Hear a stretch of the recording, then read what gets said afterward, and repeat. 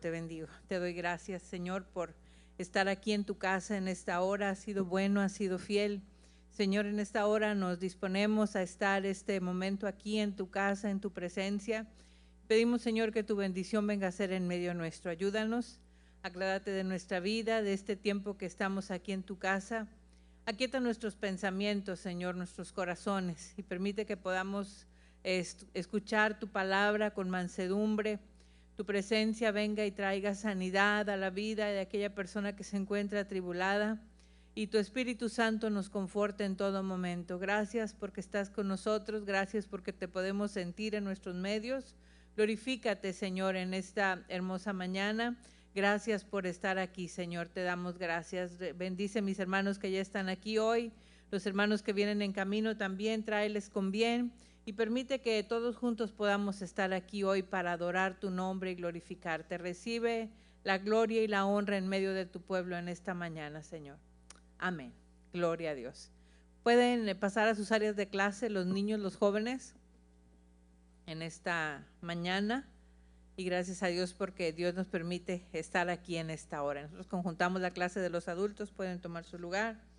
Y gracias a Dios por esta bendición. Aleluya. Estamos terminando ya nuestra material de texto, ¿verdad? Que es con el que estamos estudiando para hoy día 10 de agosto, ¿verdad?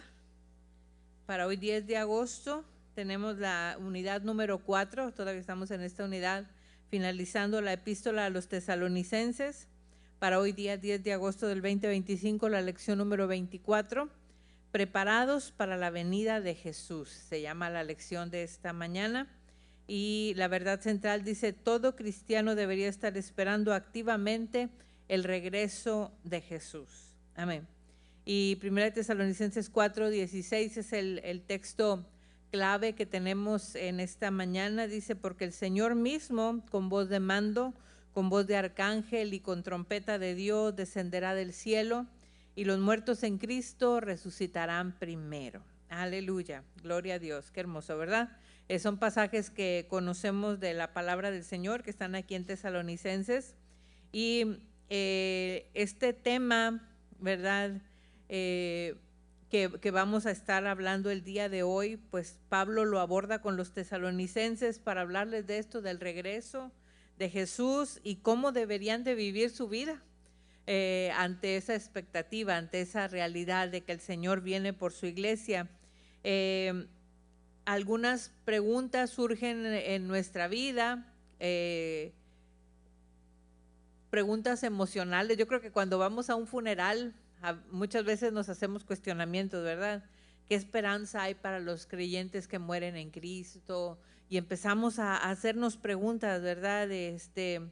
¿Por qué morimos? ¿Verdad? ¿Quién sigue después de aquí, de esta persona que está hablando? La realidad de la muerte nos confronta con muchas cosas, y las palabras de Pablo alentaron a los tesalonicenses, a los hermanos que vivían ahí en Tesalónica, y continúan alentándonos a nosotros también, ¿verdad? Esta palabra sigue siendo fiel a nuestra vida, y pues qué hermoso es poder reconocer esta palabra en nuestra vida. Y conocerlo desde el ya conocimiento de Cristo, ¿verdad? Cuando ya le conocemos a Él. Este pasaje comienza, como les digo, con lecturas que normalmente tenemos en los funerales que estamos considerando ahí. Primera de Tesalonicenses, el capítulo número 4, versículos 13 en adelante. Esos pasajes, les digo, normalmente los leemos, tampoco queremos, hermanos, Primera de Tesalonicenses 4:13, queremos que ignoréis acerca de los que duermen, para que no os entristezcáis como los otros que no tienen esperanza, ¿verdad? Normalmente escuchamos esta clase de pasajes en los funerales. La esperanza del regreso de Jesús nos anima a nosotros, ¿verdad? Como pueblo del Señor nos anima. Nos da certeza de en quién hemos puesto nuestra confianza, nuestra seguridad cuando tenemos fe en Él, ¿verdad? No solamente cuando estamos pasando por un momento de crisis. Esta clase de pasajes no solamente nos alienta cuando estamos en un funeral, estamos en duelo, sino cada día de nuestra vida. Qué hermoso es saber que dice aquí la palabra, que no os entristezcáis como los otros que no tienen esperanza.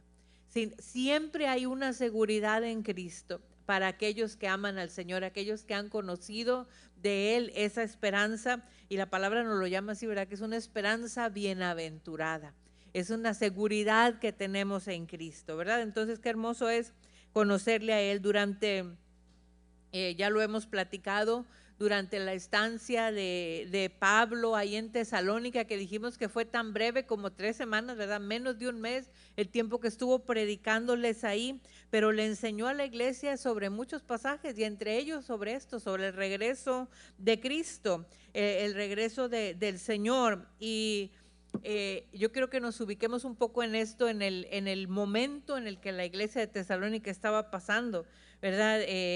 Una intensa persecución estaban soportando en ese momento, ¿verdad? Estaban siendo perseguidos, como les decía hace algunas semanas, no esa burla que te pueden llegar a hacer como cristiano, ¿verdad? Te dicen aquí, ay, el hermano, el aleluya, no, sino persecución de muerte, ¿verdad? Era lo que estaba pasando el pueblo del Señor ahí en Tesalónica, y solamente habían sido bebés espirituales cuando Pablo se tuvo que ir, y nada más los dejó con 3 semanas de instrucción. Entonces era algo que le afligía a Pablo, pero ellos estaban ahí ante ese estudio, esa palabra que ellos habían recibido de Pablo, pero ahora estaban soportando esa intensa persecución. Muy difícil lo que ellos estaban pasando, y la esperanza de que ellos confiaban de que el Señor iba a regresar pronto, pues tenía mucho significado para ellos, ¿verdad? Estas cartas de Pablo abordan muchos cuestionamientos, muchas preguntas, pero abordó primero la cuestión de lo que sucede cuando los creyentes mueren mientras esperan su venida. ¿Qué es lo que estamos leyendo, verdad? Tampoco queremos, hermanos, que ignoréis acerca de los que duermen. Pablo los llamaba así, los que duermen. Leemos ahí en 1 de Tesalonicenses 4, 13 al 15. Lo tiene ahí conmigo, lo lee conmigo en voz audible. Dice, tampoco queremos, hermanos, que ignoréis acerca de los que duermen, para que no os entristezcáis como los otros que no tienen esperanza. Porque si creemos que Jesús murió y resucitó, así también traerá Dios con Jesús a los que durmieron en él. Hasta el 15. Por lo cual os decimos esto en palabra del Señor, que nosotros que vivimos, que habremos quedado hasta la venida del Señor, no precederemos a los que durmieron. Aleluya.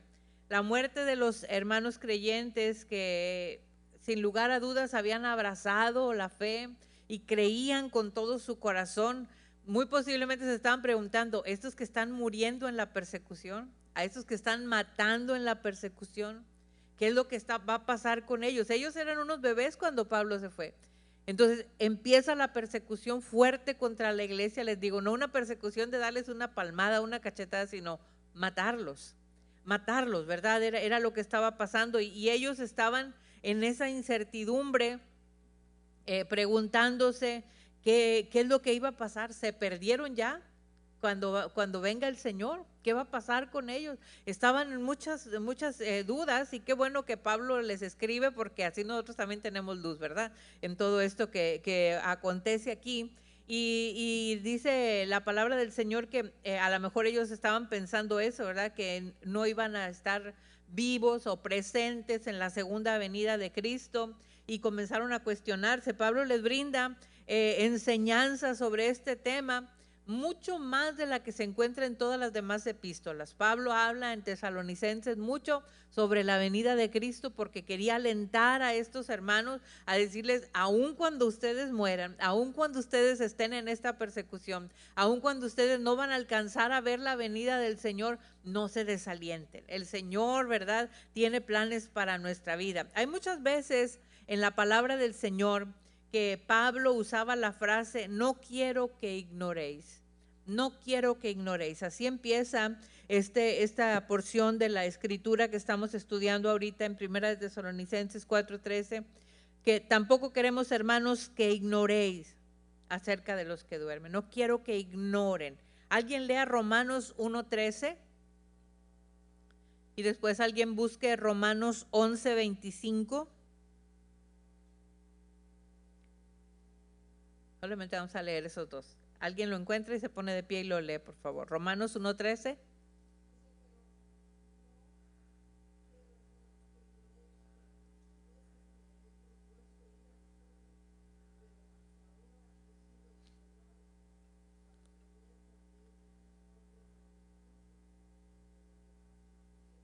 Amén. Fíjese cómo inicia. No quiero que ignoréis. Así empieza muchas veces Pablo sus disertaciones de lo que él estaba hablando. ¿Alguien? Romanos 11:25. ¿Quién lo encontró? Póngase de pie y lo lee. Romanos 11:25.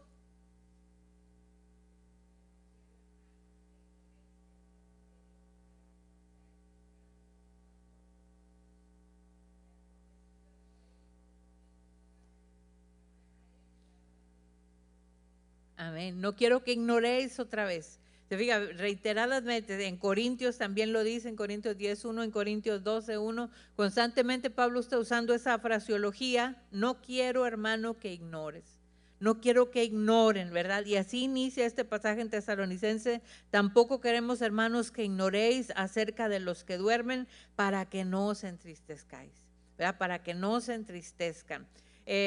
Cuando enseñaba a sus lectores, era conocido que Pablo hablaba de esta manera. Pablo había confirmado ya la obediencia de los tesalonicenses, lo que les había enseñado previamente, y él había estado predicándoles ya sobre este tema.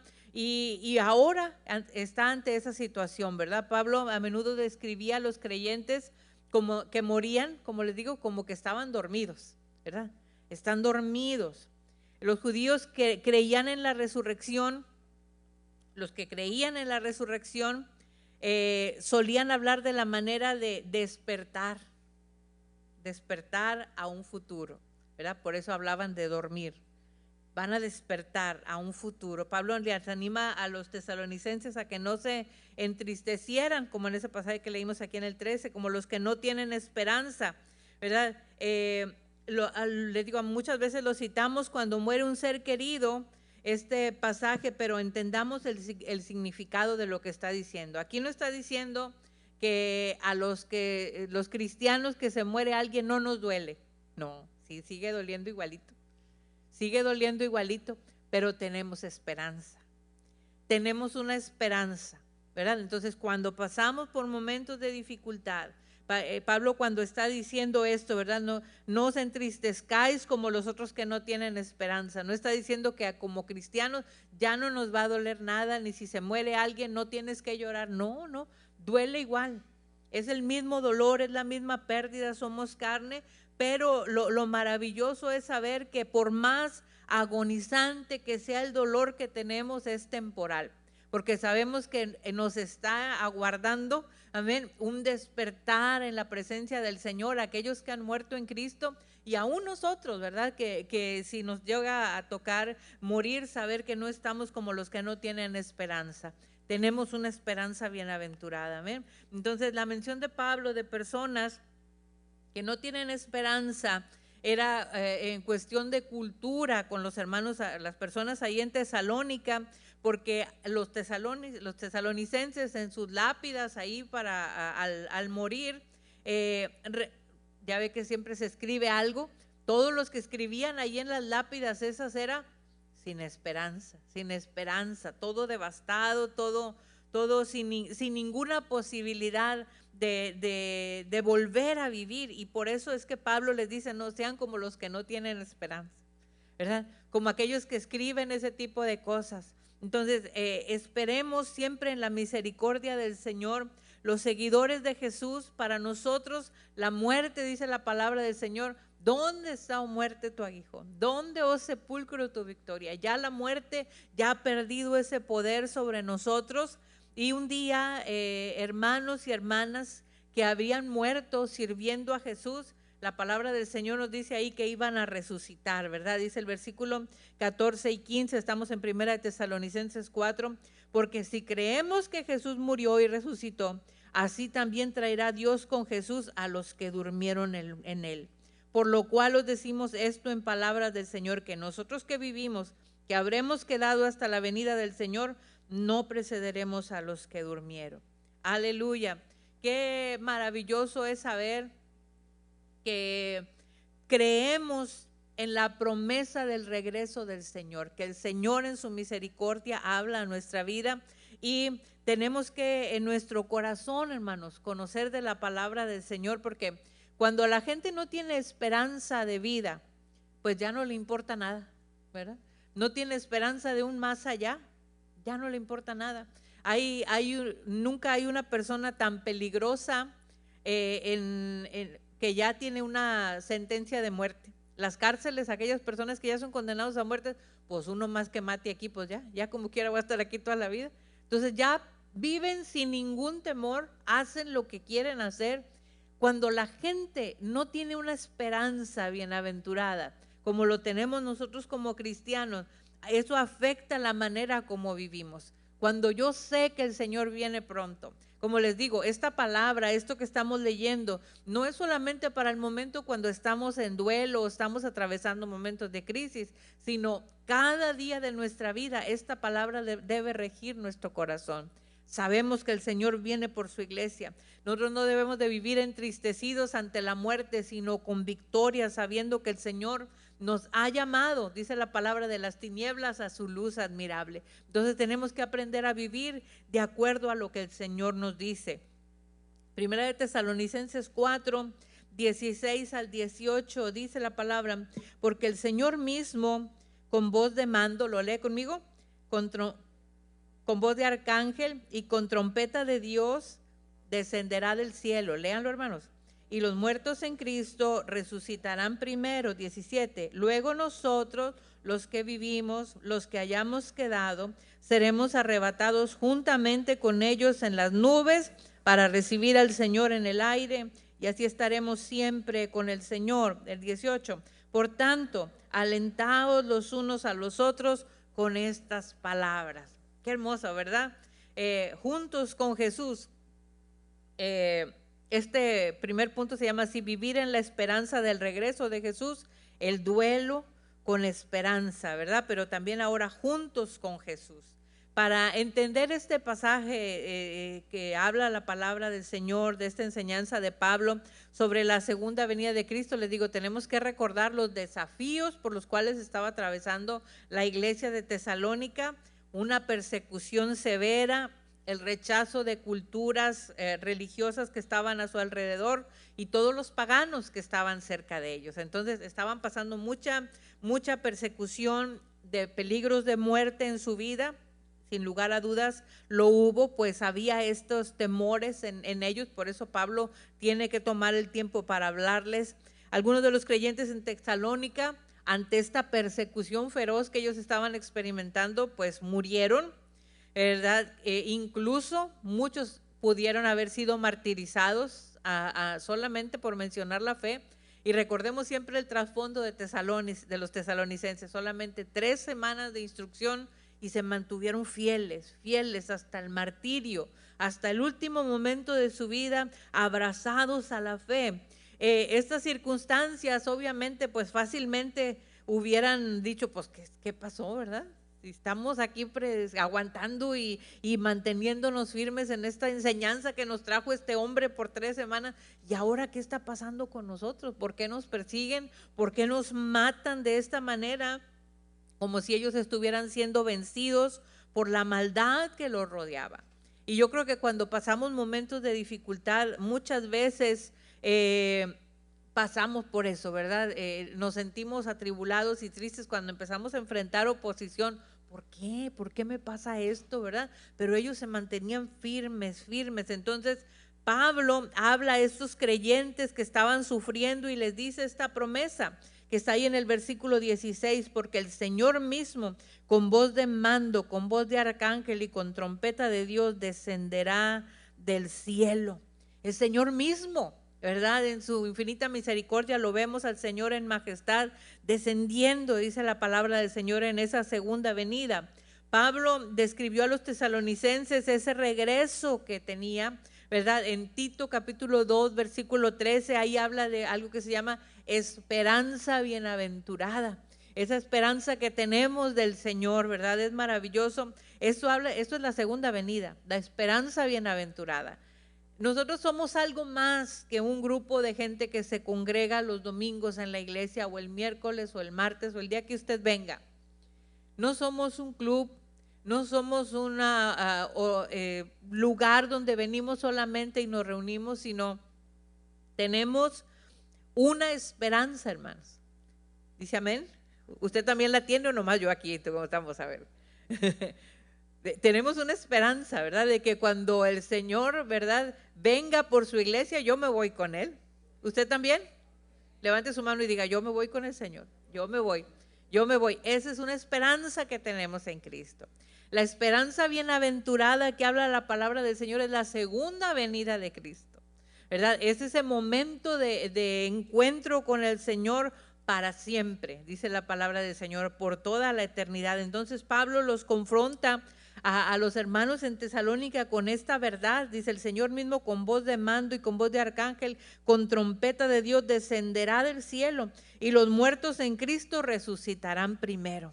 Dice la palabra del Señor, qué hermoso, ¿verdad? El arrebatamiento, la venida del Señor. Los creyentes, entre ellos que ya habían muerto, les digo, por esa persecución, por eso que había pasado, esa persecución feroz que estaba teniendo la iglesia, ellos, dice la palabra, que tenían esa seguridad. Dice aquí el versículo 17, ¿verdad? Dice, y todos estaremos con el Señor para siempre. Entonces aquí les da seguridad a los hermanos que estaban vivos, estos hermanos que ya no están, estos hermanos que murieron en la persecución, martirizados o de la manera que hayan muerto. Dice, un día vamos a estar juntos con el Señor, todos vamos a estar con el Señor para siempre. Esta reunión era la razón de que los creyentes ya no se afligieran como los inconversos, sino que había una esperanza, una seguridad, un gozo. Aleluya, qué hermoso es el Señor. Estas palabras ofrecieron consuelo a los creyentes de Tesalónica y un compromiso fiel, ¿verdad?, de seguir adelante. Pablo los desafía a consolarse en el versículo 18, por tanto, alentaos, le dice, los unos a los otros con estas palabras, aliéntense, consuélense, ¿verdad?, con esta esperanza gloriosa. Saber que el Señor viene por su iglesia es una seguridad que tenemos, ¿verdad?, algo maravilloso, y tenemos que tenerlo en nuestra vida siempre. ¿Qué significa para cada uno de nosotros vivir esta esperanza del regreso del Señor? ¿Qué significa para nosotros tener esta seguridad, amén, de que Cristo viene? ¿Qué significa para cada uno de nosotros? ¿Qué significa para usted, hermano Mauro, que Cristo viene pronto?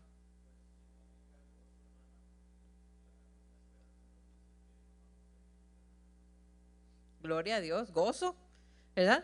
Seguridad, nos da paz el saber que el Señor viene una vez más por nosotros. Qué maravilloso es el Señor. Hermano Eddie, ¿qué significa para usted la espera del regreso de Jesús?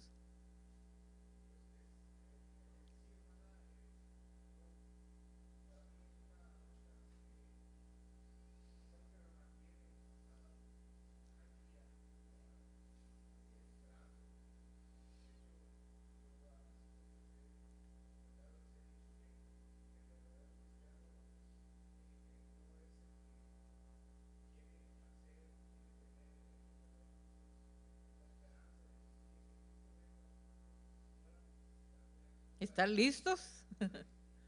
Qué maravilloso es el Señor, ¿verdad? Qué importante es en la palabra del Señor este reconocimiento. Como les digo, estos pasajes normalmente los leemos en los funerales, los que durmieron, ¿verdad? Hablamos de esto, pero esto no es un mensaje solamente para el momento del duelo, de la aflicción o del dolor, sino es un mensaje de todos los días para nosotros. Saber que el Señor viene pronto es un mensaje que debe de tocarnos, ¿verdad? Fíjate, así se llama nuestra lección, preparados para la venida de Jesús. preparados para la venida de Jesús. Es algo que tenemos que tener nosotros en nuestra vida. Hermana Aurora, ¿qué significa para usted la espera del regreso de Jesús?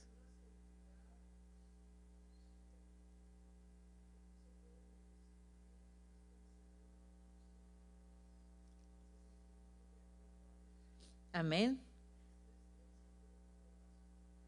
Tener la seguridad de que te vas con Él. Yo creo que ahí está la clave, ¿verdad? En nuestra vida. Si estamos en espera del regreso del Señor, aquellos que esperamos estamos aguardando. Más adelante, ¿verdad? Empieza a hablar aquí en los siguientes versículos, en el capítulo 5, habla cuándo, cómo y cuándo va a suceder todo esto. ¿Cómo y cuándo? ¿Verdad? En el capítulo 5, versículos del 1 al 3 dice la palabra: pero acerca de los tiempos y de las ocasiones no tenéis necesidad, hermanos, de que yo os escriba, porque vosotros sabéis perfectamente que el día del Señor vendrá así como ladrón en la noche, que cuando digan paz y seguridad, entonces vendrá sobre ellos destrucción repentina, como los dolores a la mujer encinta, y no escaparán. Dice, ¿cuándo y cómo será? Sabemos que tenemos una seguridad que Cristo viene pronto, viene por su iglesia, pero ¿cuándo y cómo?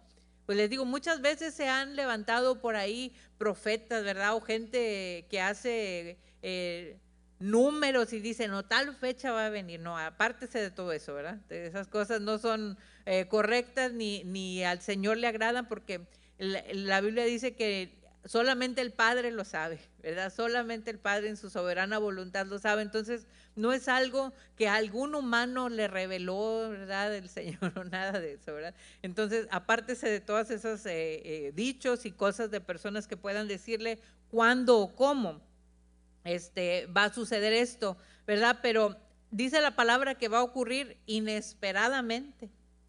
Solamente es lo único que nos dice, va a ser como un ladrón en la noche, dice el versículo número 2. No lo estás aguardando, no estás esperando tal día va a venir alguien, no sabes cuándo.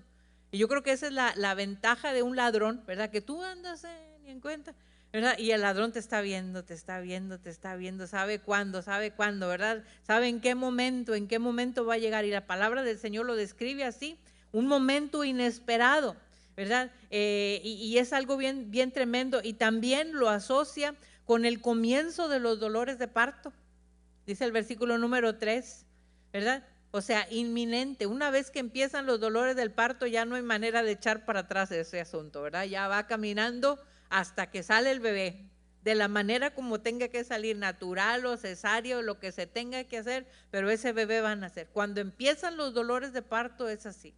Es inesperado, no es algo que está planificado, es inesperado.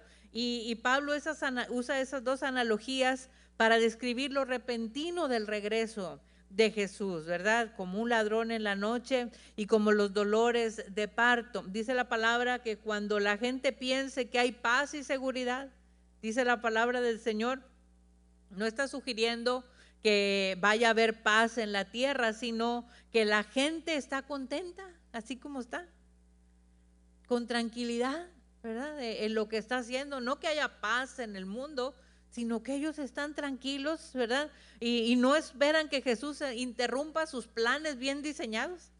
Toda la gente está haciendo planes, está planeando, haciendo, diciendo, voy a hacer, voy a tornar, voy aquí, voy acá, voy acá.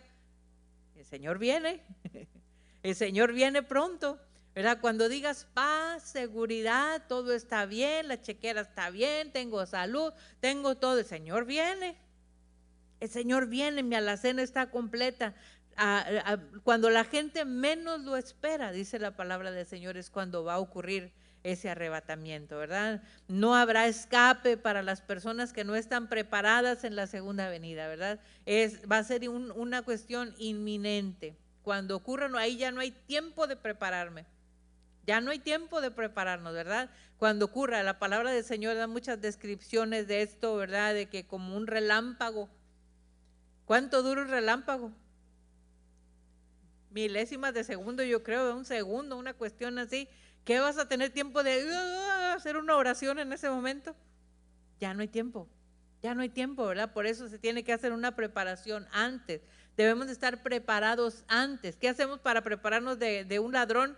pues pones cámaras, pones alarma, te preparas ante esa situación, ¿verdad? Cuando vas a tener un bebé tienes algo planificado ya para cuando vayan a nacer, el momento, el tiempo que vas a tomar de llegar al hospital. Yo me acuerdo que cuando, ¿verdad?, nacían mis hijos, bueno, de aquí donde vivimos, ¿cuánto nos está? Como si fuera a ser, ¿verdad?, el primero, así teníamos el susto, ¿verdad?, fuera a ser rapidísimo, pero preparas. Los preparativos se hacen. Aquí en el valle, no sé si en todos lados, ¿verdad?, pero aquí en el valle dicen, viene un huracán, hombre, se acaban todo Walmart, todo Sam's, todo el H-E-B, todas las tiendas habidas y por haber, se acaban el agua y el papel del baño, aleluya. Como en la pandemia se acabaron el papel del baño y no sé por qué, pero ¿verdad?, la gente tenía hasta como para el año 3000 papel del baño en la casa. Pero la gente se prepara.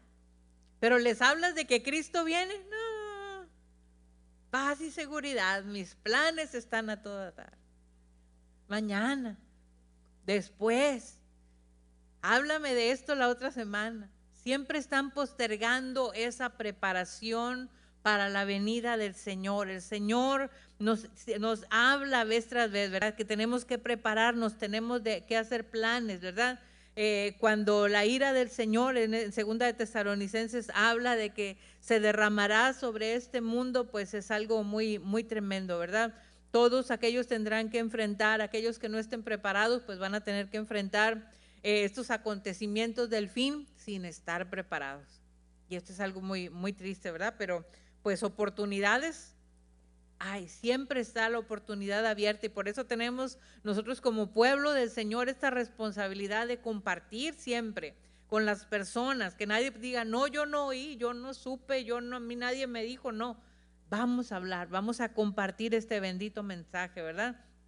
Alabado sea Dios que nosotros hemos recibido el regalo de la salvación, ¿verdad? Y si el Señor nos llama a su presencia o si el Señor viene hoy, estar listos, hermanos, en el nombre de Cristo, ¿verdad? Señor, ven por tu iglesia, ayúdanos, ¿verdad? Hay gratitud por nuestra salvación, pero también compasión por la gente que aún no ha aceptado de Cristo. Que el Señor tenga misericordia, ¿verdad?, de aquellos que no han creído, que son incrédulos.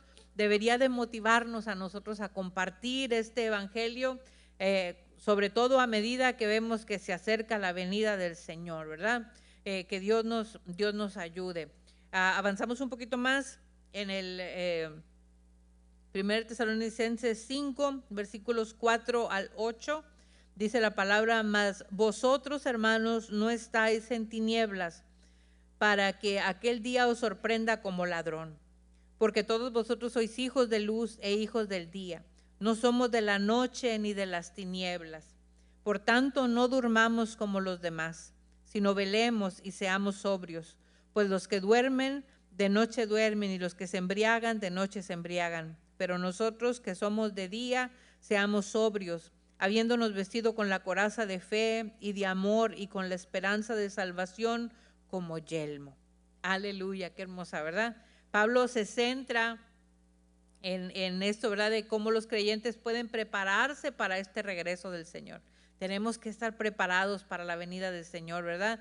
Los creyentes les dice, ya no están en oscuridad, ya no están en tinieblas, ahora somos hijos de luz, ¿verdad? No te puedes sorprender. Decir, yo no supe, yo no escuché, no, hay que prepararnos, hay que estar listos. Como hijos de luz también podemos vivir con la esperanza de la expectativa de esta segunda venida del Señor, ¿verdad? Aunque no sabemos el día ni la hora, ¿verdad? La palabra no nos dice una fecha, un momento, sino que hay que estar preparados, ¿verdad? Pero podemos estar seguros, hay una sola certeza, que Él viene. No sabemos cuándo, el día ni la hora, pero una seguridad tenemos de que Cristo viene por su iglesia porque así lo prometió, ¿verdad? Debemos de esta palabra que habla lo que está diciéndonos aquí, nos da dos ideas en los versículos 6 al 8, donde dice que velemos y que seamos sobrios. Velemos y seamos sobrios. A diferencia de aquellos que están en tinieblas y son dados al sueño, a la embriaguez, los creyentes, la palabra dice, debemos de estar alertas, ¿verdad? Cuando la Biblia nos habla, todos estos acontecimientos que están ocurriendo a nuestro alrededor, nos hablan de que el Señor viene pronto. Entonces tenemos que estar alertas, dice la palabra del Señor, con una mente clara, vigilantes, concentrados, espiritualmente alertas, esperando el regreso del Señor. Esto es lo que la palabra del Señor nos habla, ¿verdad? Tanto de fe y amor deben de guardar nuestro corazón, debemos de guardarlo. Y fíjese, nosotros normalmente referimos Efesios capítulo 6 del 10 al 18 cuando hablamos de la armadura. Toma toda la armadura del Señor. Pero ¿se fijó lo que leímos aquí que habla de la armadura? Dice aquí en el versículo 8, vestidos con la coraza de la fe, del amor y la esperanza de la salvación como yelmo, el casco, la coraza, ¿verdad? Vístanse de amor. También hay un pasaje en Isaías 59. Mire, vamos ahí a Isaías 59, también ahí se describe esta armadura. Isaías 59, 15.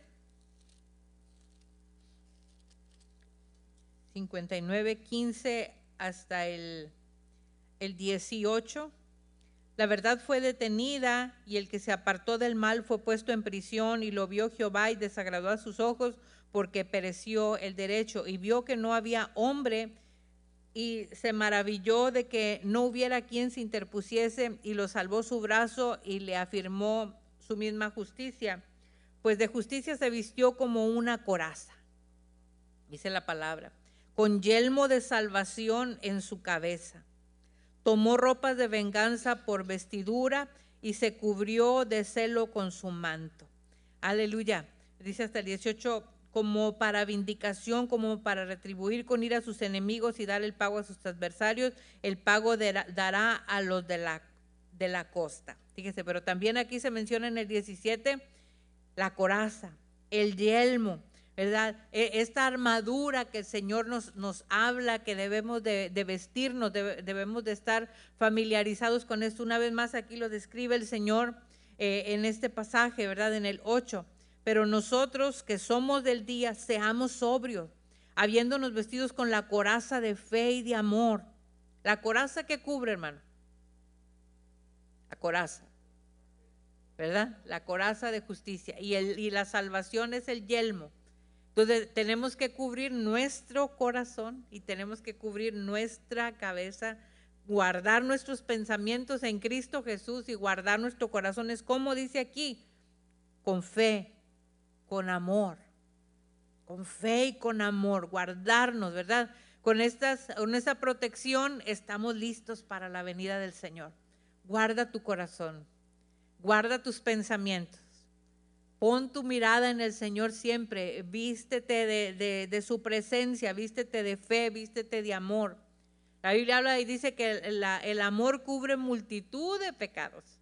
Tenemos que aprender, ¿verdad? Como el Señor, como Pablo les hablaba a los hermanos, siempre de amarse. Aliéntense unos a otros, ámense, sigan adelante, busquen del Señor, ¿verdad? Dios en su infinita misericordia elige salvarnos, dice la palabra en el versículo 9, porque no nos ha puesto Dios para ira, sino para alcanzar salvación por medio de nuestro Señor Jesucristo, quien murió por nosotros para que ya sea que velemos o que durmamos, vivamos juntamente con Él. Por lo cual, animaos unos a otros y edificaos unos a otros, así como lo hacéis. Ya lo hacen, pero háganlo más. Ámense más, edifíquense más, anímense más. Cada día tenemos que aprender a animarnos unos a los otros. Esto es algo muy importante. Jesús salva a las personas, nos ha salvado de algo para algo. Dios te ha salvado de algo. A cada uno de nosotros, ¿verdad? Nos ha sacado de situaciones difíciles, pero nos ha salvado de ahí para hacer algo. Amén. Dice, porque no nos ha puesto Dios para ira, sino para alcanzar salvación. El Señor nos ha salvado, nos ha transformado, nos ha cambiado, pero nos ha dado un propósito. Nos ha sacado de algo para algo. Somos salvos para que participemos de la gloria de Dios, ¿verdad? ¿Somos salvos de qué? ¿De qué somos salvos? De la paga del pecado, ¿verdad? La paga del pecado era la muerte, la condenación, aquello que venía implícito ya en tu manera de vivir, el pago, ¿verdad? Este pasaje es bien claro, dice, la paga del pecado es la muerte. Cuando nosotros trabajamos y nos dan un cheque por nuestro trabajo, no te lo están regalando, ya lo trabajaste, es un pago, te están pagando. La Biblia dice, el pago del pecado es la muerte. Si pecas, el pago es la muerte. Eso es. De ahí nos sacó el Señor. De ahí nos sacó el Señor, de esa condenación que había en nuestra vida. Somos salvos de la paga de la pena de nuestro pecado. Habíamos pecado delante del Señor y la Biblia nos habla que ese principio está ahí siempre, ¿verdad? La paga del pecado es la muerte.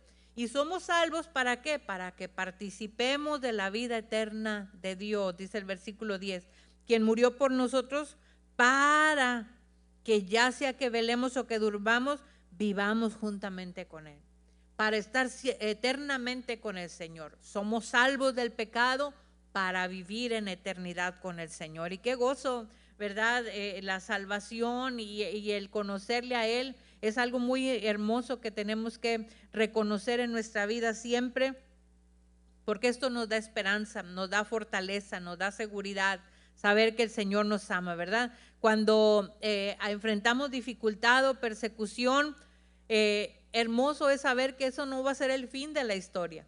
Hay un más allá, un gozo y una alegría de saber que hay un pasaje que dice esta breve tribulación momentánea. Esto es algo pasajero. Esta situación quizás que estás atravesando de dolor o de duelo o de pérdida o cualquier situación que estés atravesando es algo momentáneo. La palabra del Señor dice que un día vamos a estar juntos delante de la presencia del Señor, todos para adorar al Señor.